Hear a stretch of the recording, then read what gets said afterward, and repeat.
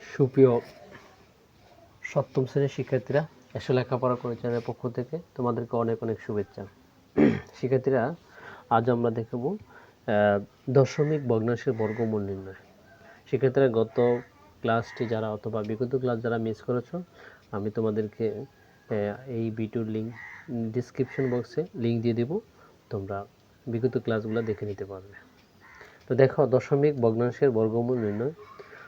পূর্ণ সংখ্যা বা অখণ্ড সংখ্যার বর্গমূল ভাগের সাহায্যে যেভাবে নির্ণয় করা হয়েছে, দশমিক ভগ্নাংশের বর্গমূল সেই নিয়মে নির্ণয় করা যায়। অর্থাৎ ভাগের সাহায্যে যে আমরা এখানে করা হয়েছে ভাগের সাহায্যে বর্গমূল নির্ণয় করা, ঠিক সেভাবেই দশমিক ভগ্নাংশ বর্গমূল সেভাবে নির্ণয় করা যাবে। ঠিক আছে। দশমিক ভগ্নাংশের দুটি অংশ থাকে। দশমিক বিন্দুর বাম দিকের অংশকে অখণ্ড বা পূর্ণ সংখ্যা এবং দশমিক বিন্দুর ডান পাশের অংশকে দশমিক ভগ্নাংশ বলা হয় বা দশমিক অংশ বলা হয়। ঠিক আছে। করার নিয়মটা কি হয়েছে, অখণ্ড অংশে একক থেকে ক্রমান্বয়ে বাম দিকে প্রতি দুই অঙ্কের উপর দাগ দিতে হবে। অখণ্ড অংশের একক থেকে ক্রমান্বয়ে বাম দিকে প্রতি দুই অঙ্কের উপর কি দিতে হবে, দাগ দিতে হবে। অখণ্ড মানে পূর্ণ সংখ্যার উপর। দশমিক অংশে দশমিক বিন্দু ডান পাশের অঙ্ক থেকে শুরু করতে হবে। ডান দিকের ক্রমান্বয়ে জোড়ায় জোড়ায় দাগ দিতে হবে। এরূপে যদি দেখা যায় যে সর্বশেষে মাত্র একটি অঙ্ক বাকি আছে, তবে তারপরে একটি শূন্য বসিয়ে দুই অঙ্কের উপর দাগ দিতে হবে। ঠিক আছে। যেমন আমরা এখানে যদি এই যে দেখো, এটা দশমিক বিন্দু। দশমিক বিন্দুর বাম থেকে ডান দিকে আসবে, প্রতি দুই অঙ্কের উপর দাগ দিতে হবে। আর দশমিক বিন্দুর পরে যে সংখ্যাটি আছে তার থেকে তাহলে আমাদের বাম থেকে ডান দিকে যেতে হবে। এটা হচ্ছে ডান থেকে বাম দিকে আসতে হবে। আর এখান থেকে দাগ দিয়ে প্রতি দুই অঙ্ক পর পর আমাদেরকে কি দিতে হবে, উপরে দাগ দিতে হবে। দুই অঙ্কের পর দাগ দিতে হবে। দাগ দেওয়ার পরে যদি কোনো একটা অঙ্ক থাকে, তাহলে আরেকটা শূন্য বসিয়ে সেটাকে জোড়া করতে হবে। ঠিক আছে। তা আমরা এই উদাহরণটা দেখি। দেখো, সেটা হচ্ছে আমাদের 9 পৃষ্ঠা, 9 পৃষ্ঠার উদাহরণ 1। উদাহরণ 1 কত, সেটা হচ্ছে 26.5225। হ্যাঁ, এটা হলো আমাদের অঙ্কটা, 26.5225। ঠিক আমরা আগের নিয়মে ডান দিকে একটা খাড়া আঁক দেব। দশমিক বিন্দু থেকে আমাদের থেকে এই জায়গায় ডান থেকে বাম দিকে আসতে হবে, প্রতি দুই সংখ্যাকে জোর করে। আর দশমিক বিন্দুর পরেরটা হচ্ছে আমাদেরকে বাম থেকে ডানের দিকে যেতে হবে। এই যে প্রতি দুই অঙ্ক জোর করলাম। ঠিক আছে। এখন 26, তো আমরা জানি 26-এর নিকটতম বা অনুদ্ধ যে পূর্ণ বর্গ সংখ্যা রয়েছে সেটা হচ্ছে 25, যেটা 5-এর বর্গ। 5 5 25। ঠিক আছে। বিয়োগ করো, 26 থেকে 25 বাদ দিলে থাকে কত, 1। আচ্ছা, এখানে বলছে যে আমাদের একটা অংশ বলছে, দেখো কি বলছে, সাধারণ নিয়মে বর্গমূল নির্ণয়ের প্রক্রিয়ায় অখণ্ড অংশের কাজ শেষ করে দশমিক বিন্দুর পরের প্রথম দুটো অঙ্ক নামানোর আগেই বর্গমূলে দশমিক বিন্দু দিতে হবে। কি বলছে যে এটা সাধারণ নিয়মে বর্গমূল করার শেষে দশমিক বিন্দুর পরে সংখ্যা নামানোর আগে এখানে একটা দশমিক বিন্দু দিতে হবে। দিয়ে দিলাম। ঠিক আছে। পরে আমরা এই জোড়াটা নামাই 52, হইলো কত, 152 হইলো।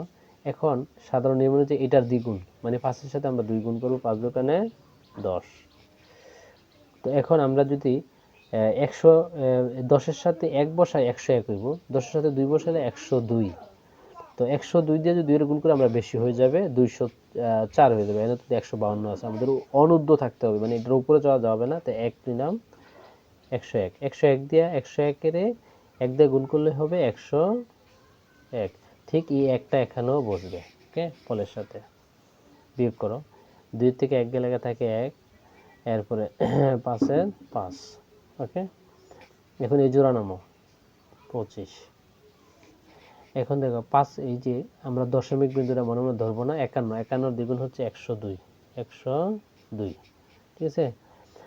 তো 102-এর ডানে আমরা যদি কত বসাবো, এটা আমরা একটু চিন্তা করব। আমরা যদি 1 বসাই 1021 হবে, যাবে না। 2 বসাইলে 1022, তাহলে হবে 2044, 3 বসাইলে হচ্ছে না, 4 বসাইলে হচ্ছে না, আমরা 5 বসাবো। দেখো আমরা যদি এখানে 5 বসাই 1025 হচ্ছে। 1025কে আমরা 5 দ্বারা গুণ করতে হবে।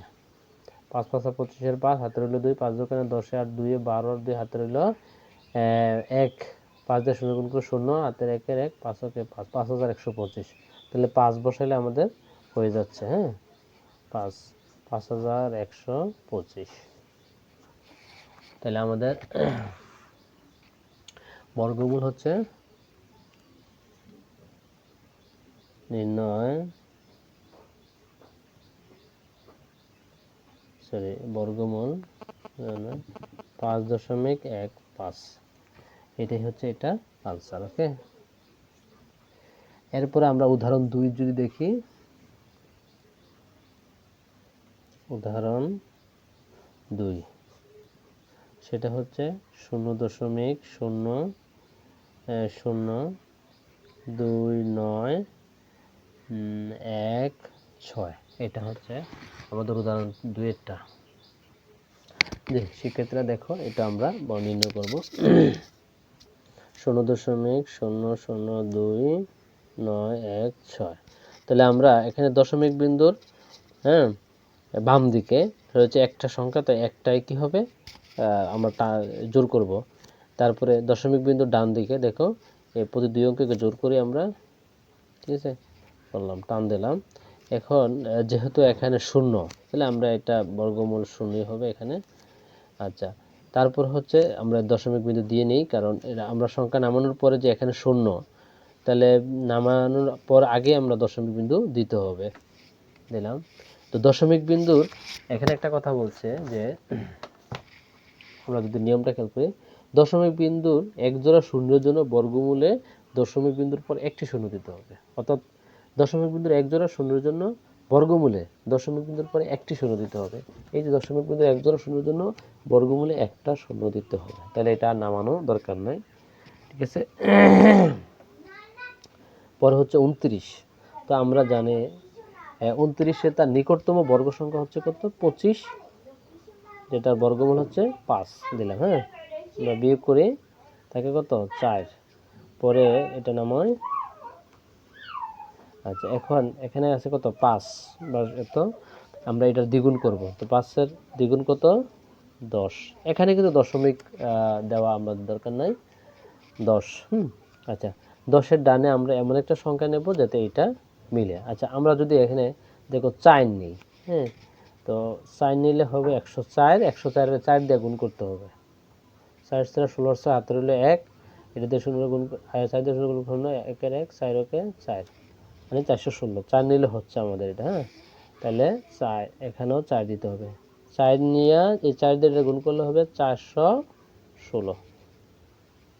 শেষ। তাহলে আমাদের নির্ণয় বর্গমূল, নির্ণয় বর্গমূল সমান 0.054। এটাই হচ্ছে আমাদের উদাহরণ 2-এর আনসার। ওকে, আচ্ছা শিক্ষার্থীরা, এখন আমরা দেখো বর্গমূলের আসন্ন মান নির্ণয় দেখব। সেটা কি? 3 দশমিক স্থান পর্যন্ত বর্গমূল নির্ণয় করতে হলে সংখ্যার দশমিক বিন্দুর পর কমপক্ষে 6টি অঙ্ক নিতে হবে। অর্থাৎ দশমিক অঙ্কের পরে যদি আমরা বর্গমূলে 3 অঙ্ক রাখতে হয়, তাহলে দশমিক বিন্দুর পরে কমপক্ষে 6টি অঙ্ক নিতে হবে।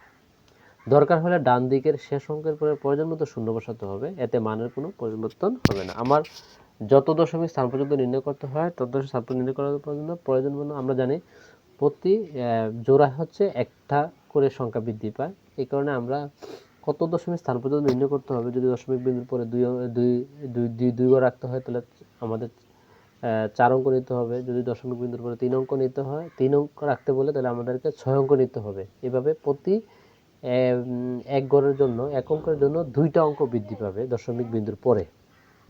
আচ্ছা, এখানে একটা জিনিস আমরা একটু দেখাই নেই তোমাদেরকে। দেখো, উপরে বর্গমূলে দশমিকের পর চতুর্থ অঙ্কটি 8 হয়, মানে এখানে 8 হওয়ায় তৃতীয় অঙ্কটির সাথে 1 যোগ করে নির্ণয় বর্গমূল 3 দশমিক স্থান পর্যন্ত আসন্ন মান এত আছে। এটা পরে বুঝতেছি। 2 দশমিক স্থান পর্যন্ত বর্গমূল নির্ণয় করতে হলে 3 দশমিক স্থান পর্যন্ত বর্গমূল নির্ণয় করতে হবে। তারপরে বলছে যে বর্গমূলের যত দশমিক স্থান পর্যন্ত নির্ণয় করতে হবে, এর পরের অঙ্কটি 0 1 2 3 4 হলে পূর্বের অঙ্কের সাথে 1 যোগ করতে হবে। বর্গমূলের যত দশমিক স্থান পর্যন্ত নির্ণয় করতে বলে এর পরের অঙ্কটি যদি কি হয় 0 1 2 1 3 1 2 3 4 হলে পূর্বের অঙ্কের সাথে 1 যোগ হবে না। ঠিক আছে, বর্গমূলের যত দশমিক স্থান পর্যন্ত নির্ণয় করতে হবে এর পরের অঙ্কটি 5 6 7 8 9 হলে পূর্বের অঙ্কের সাথে 1 যোগ হবে। তাহলে এইটা একটু আমাদের খেয়াল করতে হবে যে যত দশমিক স্থান পর্যন্ত নির্ণয় করতে বলে তার পরের অঙ্কটা যদি 0 1 2 3 4 হয় তাহলে পূর্বের অঙ্কের সাথে 1 যোগ হবে না। আর যত দশমিক স্থান পর্যন্ত নির্ণয় করতে বলে তার পরের অঙ্কটা 5 6 7 8 9 হলে পূর্বের অঙ্কের সাথে 1 যোগ হবে। ওকে, আচ্ছা আমরা তো আগে এই উদাহরণটা দেখি। উদাহরণ 3,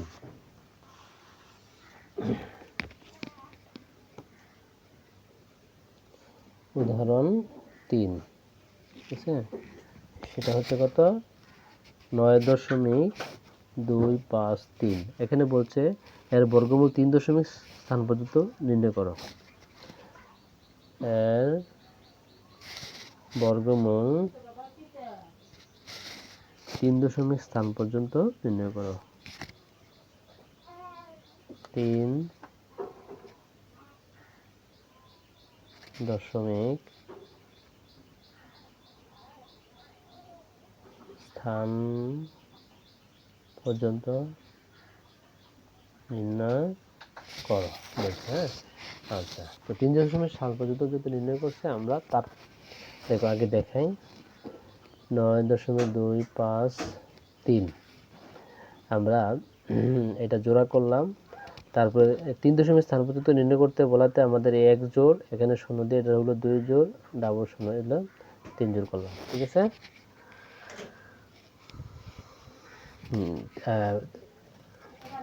আর 1 জোড় দিতে হবে কারণ আমাদের বলা আছে যে 2 দশমিক স্থান পর্যন্ত বর্গমূল নির্ণয় করলে 3 দশমিক স্থান পর্যন্ত বর্গমূল করতে হবে। এনে 3 দশমিক স্থান পর্যন্ত বর্গমূল বলছে, তাহলে আমাদের 4 দশমিক স্থান পর্যন্ত বর্গমূল নির্ণয় করতে হবে।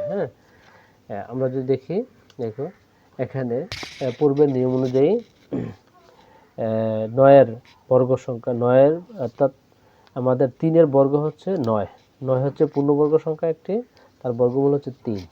আচ্ছা, বিয়োগ করে থাকে না, আমরা নামাইলাম 25, তার আগে আমরা এখানে দশমিক বিন্দু দিতে হবে। ঠিক আছে, এখন 3-এর দ্বিগুণ কত 6, 3-এর ডানে 6-এর ডানে আমরা জায়গা রাখবো সংখ্যা বসানোর জন্য। ঠিক আছে, তো এখানে 6-এর যদি আমরা 0 বসাই আমাদের এটা 60 হয়ে যাচ্ছে। তাহলে আমাদের 60 আমরা করব না, না করে আমরা একটা 0 বসাই, যেহেতু এটা যায় না 0 বসাইলাম, পরে আমরা এই জোড়াটা নামাইলাম। ঠিক আছে, এখন এই যে 0-র ডানে আমরা কত বসাবো সেটা বসাই, এটা দিয়ে আমরা গুণ করতে হবে। এখানে আমরা যদি 1 বসাই হবে না, 2 বসাইলেও আমাদের এনে হচ্ছে 2530। আমরা যদি 4 বসাই আমরা জানি যে 42400, তার কাছাকাছি হবে। হ্যাঁ, আমরা এটাকে গুণ করে দেখতে পারি যে 604 দিলাম, 4 দিয়ে গুণ করি 424, 4 16 7 হলে 1, 4 দিয়ে 0 গুণ দিলে 0, একে হাতের 1-এর 1, 424 মানে 2416। তাহলে 2530-এর কাছাকাছি হচ্ছে বা অনূর্ধ্ব। তাহলে আমাদের কত বসাইলে 4 বসাইলে 4 এখানে দিতে হবে, 2416 বিয়োগ করি আমরা, 6 আছে 10-এর উপর, 4 হলে হাতের হইলে 1, 2 2 আছে 3 হইব, 1 হইলে 4 আছে 5 হইব, 1 হইলে 114। হ্যাঁ, তারপরে জোড়া আমরা নামাবো, এই 0 নামাইলাম। এখন এই যে এটা সহ পুরাটা নেব 304, এটার দ্বিগুণ, তো 304-এর দ্বিগুণ হচ্ছে কত, 2 দিয়ে গুণ করলে 608, তার ডানে আমরা জায়গা রাখলাম সংখ্যা বসানোর জন্য 11400। এখন আমরা দেখব যে কত বসাইলে 11000 অনূর্ধ্ব 11400 হয়, হয় 11400 কাছাকাছি যাবে, না তার সমান হবে। তা আমরা যদি এখানে 6 নেই 636, তাহলে না 7 নিলে 6 7 42, 8 নিলে 6 8 48, 9 নিলে 6 9 54। হ্যাঁ, আমরা যদি 9 নেই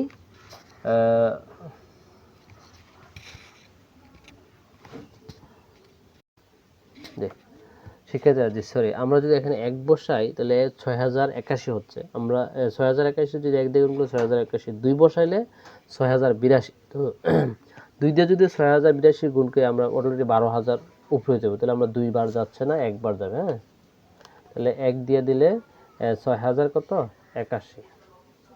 এটাকে 1 দিয়ে গুণ করলে এই যে এককে 1, আটকে 8, 0 0 6 6, 1 আছে 10 উপর 9 হইলে হাতের হইলে 1, 9 9 আছে 10 উপর 1 হইলে হাতের হইলে 1, 1 আছে 4 উপর 3 হইলে, তারপর 6 আছে 11 হইব 5 হইলে তাহলে 1 নাই। 5319। তারপরে আমরা এই পরের জোড়া নামাবো। ঠিক আছে, নামাইলাম। নামানোর পরে একই পদ্ধতিতে আমরা আবার এটা টান দিয়ে নিচে আনলাম। এই যে 3041, এটার দ্বিগুণ বসাবো। তাহলে 3041 আমরা 2 দিয়ে গুণ করলে এই যে আমরা পাচ্ছি 2 ওকে 2, 4 দোকানে 8, 0, 3 দোকানে 6, 6082। হ্যাঁ, তার ডানে আমরা সংখ্যা বসাবো। আচ্ছা, এখানে আমরা দেখি কত একক, দশক, শতক, হাজার, অযুত, লক্ষ, 5,31,900। তা আমরা যদি এখানে 1 বসাই এটা হবে 60,000, 2 বসাইলে হবে 60,823, 3 বসাইলে হবে 60,000। মানে আমরা কত দিয়ে বসালে 53,000, 5,31,900 হবে, এটা আমরা দেখব। তো আমরা যদি আমরা অনুমান করে যদি বা তার কাছাকাছি সংখ্যা বসাই, অর্থাৎ 8 বসাইলে এটা হচ্ছে কত 60,828। তো 8 দিয়ে যদি 60 দিয়ে গুণ করি আমরা হচ্ছে কত 6,848 বা 5 লক্ষের কাছাকাছি। তাহলে 8 দাও, 8 দিয়ে এটা গুণ করবো, বা আমরা রাব দিতে পারি এখানে 60,828, এটা 8 দিয়ে গুণ করো। মনে করলে কি হয় 8 8 64, 4 হাতে রইল 6, 8 দোকানে 16, 16 6 22, 2 হাতে রইল 2, 8 8 64, 64 আর 2 66, 6 হাতে রইল 6, হাতের 6 6, 6 8 48 এটা। আর যদি 9 লই তাহলে 6 9 54, মানে এটাতে বেশি হয়ে যাবে। তাহলে 8ই আমাদের পারফেক্ট সংখ্যা। হ্যাঁ, 8। তো 8 হলে কত হচ্ছে আমাদের হচ্ছে এই যে 48,000, সরি 4,86,624 এটা। হ্যাঁ, আমরা যদি এটা বিয়োগ করে দেই, 4 আছে 10 উপর 6 হলে হাতের হইলে 1, 3 3 আছে 10 উপর 7 হইলে হাতের হইলে 1, এরপর হচ্ছে 6 7 7 আছে 9 হইব 2 হইলে, 6 আছে 11 হইব 5 হইলে হাতের হইলে 1, 9 9 আছে 13 হইব 4 হইলে হাতের হইলে 1 নেই এত। আচ্ছা, 72 হইল। তো এখন আমাদের বর্গমূলে আমরা দেখব। দেখো কি তো আছে 3.0418। আমাদের 3 দশমিক স্থান পর্যন্ত নির্ণয় করতে হবে। তো 3 দশমিক স্থান পর্যন্ত নির্ণয় করতে হলে আমরা দেখো 3 অঙ্কের পরের যে অঙ্কটা এটা হচ্ছে 8। আমাদের নিয়ম যে বলছে যে বর্গমূলে যত দশমিক স্থান পর্যন্ত নির্ণয় করতে হবে, এর পরের অঙ্কটি 5 6 7 8 9 হলে পূর্বের অঙ্কের সাথে 1 যোগ করতে হবে। তাহলে আমাদের এই যে যেহেতু এই অঙ্কটা আমাদের 8 রয়েছে, তাহলে এই অঙ্কের সাথে 1 যোগ করতে হবে। ঠিক আছে, তা আমরা এখন লিখবো যে নির্ণয় বর্গমূল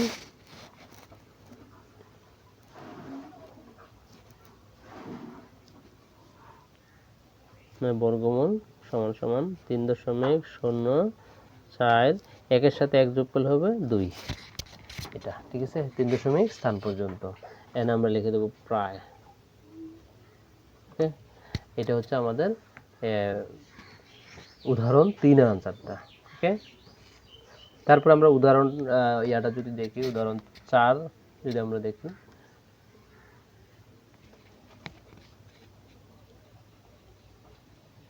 উদাহরণ 4 অঙ্ক 4 হচ্ছে 123 এর বর্গমূল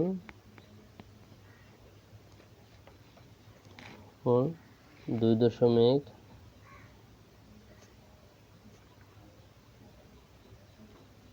স্থান পর্যন্ত নির্ণয় করো।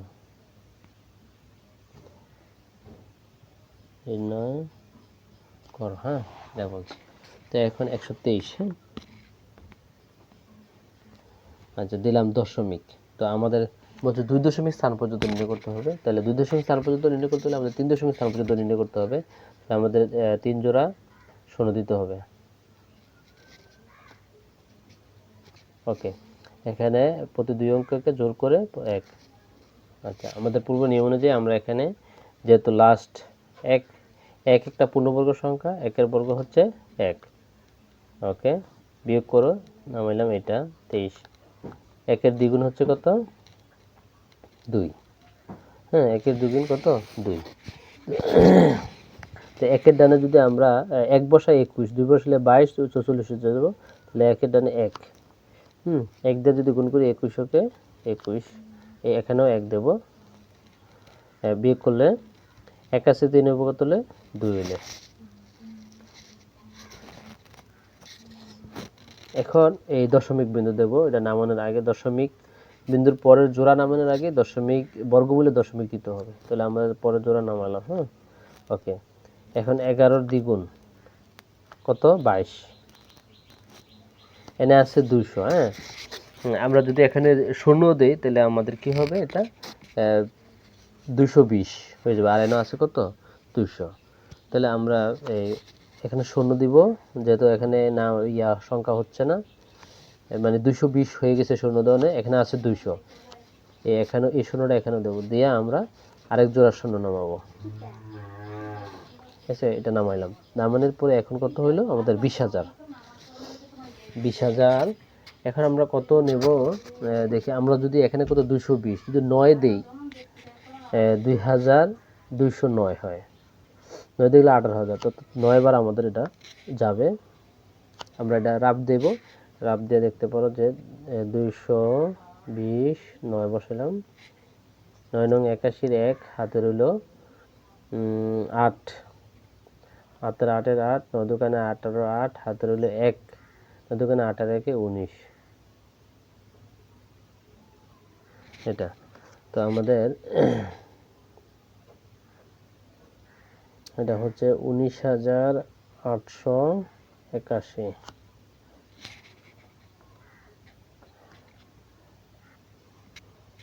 বিয়োগ করলে 9 আছে 10 উপর 1 হইলে 1 আছে 10 উপর 9 হলে হাতে রইলে 1, 9 আছে 10 উপর 1 হইলে হাতে রইলে 1, 1 9 10, 10 আছে 9, 1 8 9, 9 আছে 10 উপর 1 হইলে হাতে রইলে 1, 10 10 0, 1 নাই, অর্থাৎ 119।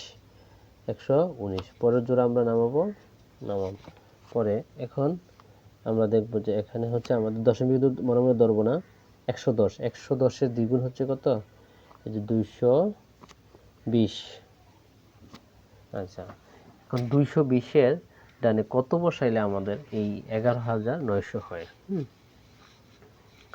তো আমাদের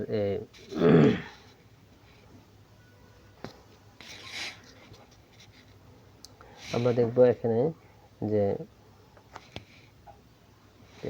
আমরা এখানে একটা জিনিস বাকি রেখে গেছি, সেটা হচ্ছে আমরা এখানে 9 বসাই নাই, এই 9 বসাইলাম। এটা তো এখন আমাদের এটা বলছে যে এত 2 দশমিক স্থান পর্যন্ত বর্গমূল নির্ণয় করো। সেক্ষেত্রে দেখো, আচ্ছা এখন আমরা আমাদের এখানে কত? এখানে আমরা ধরবো 1109। তো এটার দ্বিগুণ হচ্ছে কত? অর্থাৎ 9 দোকানে 18। আমরা যদি এটা গুণ করি, 9 দোকানে 18, 8 হাতে রইল 1, 1-এর 1, তারপর হচ্ছে 2 ওকে 2, 2 ওকে 2, হ্যাঁ, 2218। তো এখানে 1 বসাইলে হয়ে যাবে কত? 22,000। তো আমাদের শূন্য বসাইতে হবে, অর্থাৎ শূন্য। তো এখানে একটা শূন্য দিয়ে দাও, আর এটা আমাদের যাবে না। ঠিক আছে, এটা বাক্সেস থেকে যাবে। তো এখন আমরা লিখতে পারি যে আমাদের বর্গমূল নির্ণয়, বর্গমূল 11.090। ঠিক আছে, এটা আমরা 2 দশমিক স্থান পর্যন্ত নির্ণয় করতে বলছে। দশমিকের উপর 2 ঘর রাখতে পারি। এখানেও আমরা লিখতে পারি যে প্রায়। এটাই হচ্ছে আমাদের উদাহরণ 4-এর আনসার। ওকে, তাহলে আমরা 11 পৃষ্ঠার যা আছে তা সমাধান করলাম। পরবর্তীতে আমরা নেক্সট ক্লাসে অন্যগুলো দেখব।